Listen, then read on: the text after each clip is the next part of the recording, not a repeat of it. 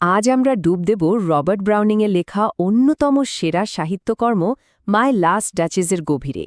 এটা এমন একটা কবিতা যা সাহিত্যের সবচেয়ে শীতল মনস্তাত্ত্বিক ছবিগুলোর একটা, যেখানে প্রেম আর ক্ষমতার খেলা এক ভয়ঙ্কর রূপ নেয়। চলুন শুরু করা যাক। আমাদের আজকের এই আলোচনাটা অনেকটা একটা গোয়েন্দা তদন্তের মতো হবে। আমরা দেখব এই কবিতাটা আসলে শুধু কয়েকটা শব্দ নয়, বরং শিল্পের আড়ালে লুকিয়ে রাখা একটা নিখুঁত অপরাধের কাহিনী। আসল প্রশ্নটা হলো, ডিউক কি সত্যিই একজন খুনি? তো যে কোনো তদন্ত শুরু করার আগে আমাদের কি দেখতে হয়? মামলার মূল ফাইলগুলো, তাই না? চলুন দেখে নেওয়া যাক এই কবিতার পেছনে মানুষটি কে আর কোন সময়ে এটা লেখা হয়েছিল। এই যে দেখছেন, ইনিই হলেন সেই কবি রবার্ট ব্রাউনিং। তার একটা অসাধারণ ক্ষমতা ছিল মানুষের মনের ভেতরের অন্ধকার জগৎটাকে নিপুণভাবে বের করে আনার। তিনি এমন একটা স্টাইল তৈরি করেছিলেন যেখানে বক্তা, মানে আনরিলায়েবল নারেটর, নিজের কথা বলতে বলতেই নিজের অজান্তে তার আসল রূপটা প্রকাশ করে ফেলে। জানেন, এই কবিতার পেছনে কিন্তু একটা সত্যিকারের গা শিউরে ওঠার মতো ট্র্যাজেডি লুকিয়ে আছে। মনে করা হয় ফেরারার ডিউক আলফোনজো তার খুব অল্প বয়সী স্ত্রী লুক্রেটসিয়াকে হত্যা করেছিলেন, আর সে মৃত্যুটা আজও একটা রহস্য। এই বাস্তব ঘটনাটা কিন্তু কবিতাটার অন্ধকার দিকগুলোকে আরও জীবন্ত করে তোলে। ডিউকের মনের ভেতরে তদন্ত করার জন্য আমাদের প্রধান হাতিয়ার হল এই ড্রাম্যাটিক মনোলগ। এটা এমন একটা কৌশল যেখানে বক্তা নিজেই নিজের মুখোশ খুলে ফেলে। ব্যাপারটা অনেকটা নিজের পক্ষে সাফাই গাইতে গিয়ে অজান্তেই দোষ স্বীকার করে ফেলার মতো। এই কবিতায় ড্রাম্যাটিক মনোলগের ৩টে উপাদানই একদম ঠিকঠাকভাবে আছে। একজন বক্তা, মানে আমাদের ডিউক, যিনি কথা বলছেন। ২ একজন নীরব শ্রোতা, কাউন্টের দূত, যার উপস্থিতি ডিউককে আরও কথা বলতে উৎসাহ দিচ্ছে। আর ৩ ডিউকের কথার মধ্যে দিয়েই তার আসল চরিত্রের প্রকাশ। আচ্ছা, এবার আমরা তদন্তের মূল পর্বে ঢুকছি। এখন থেকে ডিউকের বলা প্রত্যেকটা কথাকে আমরা সাক্ষ্য হিসাবে দেখব আর বিশ্লেষণ করব, কারণ আসল সত্যিটা তো তার কথার মধ্যেই লুকিয়ে আছে। দেখুন, শুরুতেই কি একটা ব্যাপার। প্রথম লাইন থেকেই ডিউকের চরম অধিকার বোধটা একদম পরিষ্কার। তিনি বলছেন, আমার গত ডাচেস, মানে মাই লাস্ট ডাচেস, যেন ডাচেস কোনো বস্তু। আর ছবির পর্দাটাও নাকি শুধু তিনিই সরাতে পারেন। নিয়ন্ত্রণের খেলাটা কিন্তু এখান থেকেই শুরু।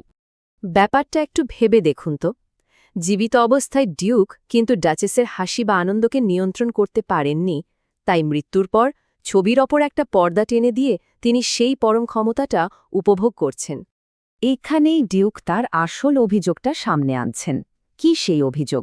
না, ডাচেস নাকি খুব সাধারণ জিনিস দেখেই সহজে খুশি হয়ে যেতেন, যেটা ডিউকের মতো একজন অভিজাত মানুষের কাছে ছিল খুবই তুচ্ছ আর অপমানজনক।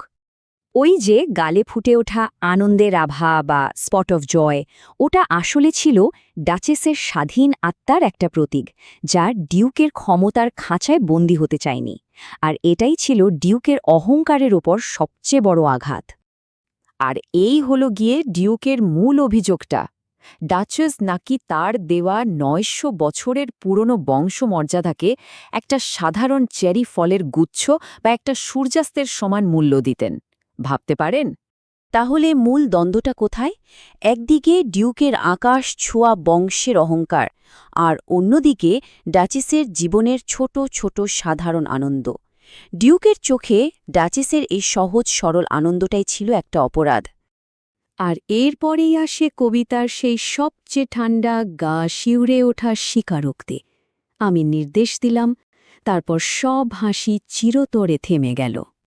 কি অসাধারণ একটা কৌশল, তাই না? তিনি সরাসরি কিছুই বললেন না, কিন্তু এই একটা লাইনে তার ভয়ঙ্কর রূপটা প্রকাশ পেয়ে গেল। এটাই হলো ব্রাউনিংয়ের লেখার জাদু, অল্প কথায় অনেক কিছু বলে দেওয়া। ডিউকের কথাগুলো তো আমরা শুনলাম, বিশ্লেষণও করলাম। এবার চলুন তার মনের ভেতরটা একবার উকি দিয়ে দেখি, একটা সাইকোলজিক্যাল প্রোফাইল তৈরি করা যাক। তো সব শুনে টুনে কি মনে হচ্ছে? ডিউক আসলে ঠিক কেমন ধরনের মানুষ? কবিতার সাক্ষ্য প্রমাণের ভিত্তিতে ডিউক চরিত্রটা আসলে কিসের প্রতীক? একজন স্বৈরাচারী শাসক, নাকি একজন নিরাপত্তাহীন স্বামী? আমাদের তদন্ত থেকে ডিউকের যে ছবিটা উঠে আসছে, সেটা অনেকটা এরকম। তিনি চরমভাবে পজেসিভ, ক্ষমতা আর নিয়ন্ত্রণ ভীষণ ভালোবাসেন এবং এক ধরনের অসুস্থ ঈর্ষার শিকার। এই সবকিছু মিলেই তাকে পুরোপুরি অন্ধ করে দিয়েছিল। আর এই ব্যাপারটা ডিউকের চরিত্রকে একদম পরিষ্কার করে দেয়। কবিতার শেষে নেপচুনের মূর্তিটা আসলে ডিউকেরই একটা প্রতিচ্ছবি, একজন শক্তিশালী দেবতা যিনি একটা বন্য সুন্দর প্রাণীকে দমন করছেন। ডিউকও ঠিক এভাবে ডাচেসকে নিয়ন্ত্রণ করতে চেয়েছিলেন। আমাদের তদন্ত এখানেই প্রায় শেষ। এবার কেসের রায় দেওয়ার পালা। মানে এই বিশ্লেষণ থেকে আমরা কি শিখতে পারি সেটাই চলুন সংক্ষেপে দেখে নেওয়া যাক। এই কবিতা থেকে আমরা তিনকে খুব গুরুত্বপূর্ণ জিনিস শিখতে পারি। প্রথমত, কোনো মানুষকে যখন বস্তু হিসেবে দেখা হয় তার পরিণতি কতটা ভয়ঙ্কর হতে পারে। দ্বিতীয়ত, কিভাবে কথা বলার মধ্যে দিয়ে একজন মানুষের আসল চরিত্র প্রকাশ পেয়ে যায়। আর তৃতীয়ত, ক্ষমতার অপব্যবহারের ভয়াবহতা। এই বিষয়গুলো আরও ভালোভাবে বোঝার জন্য তোমরা এই প্রশ্নগুলো নিয়ে একটু ভাবতে পারো। এগুলো পরীক্ষার প্রস্তুতির জন্য খুব কাজে দেবে আর তোমাদের আরও গভীরে চিন্তা করতে সাহায্য করবে। আমরা আলোচনাটা শেষ করছি একটা গভীর প্রশ্ন দিয়ে। যখন সৌন্দর্য, শিল্প আর মানুষের ভেতরের অন্ধকার দিকগুলো মিলেমিশে একাকার হয়ে যায়, তখন শিল্পের আসল ভূমিকাটা কি? শিল্প কি কেবল সৌন্দর্য তুলে ধরবে,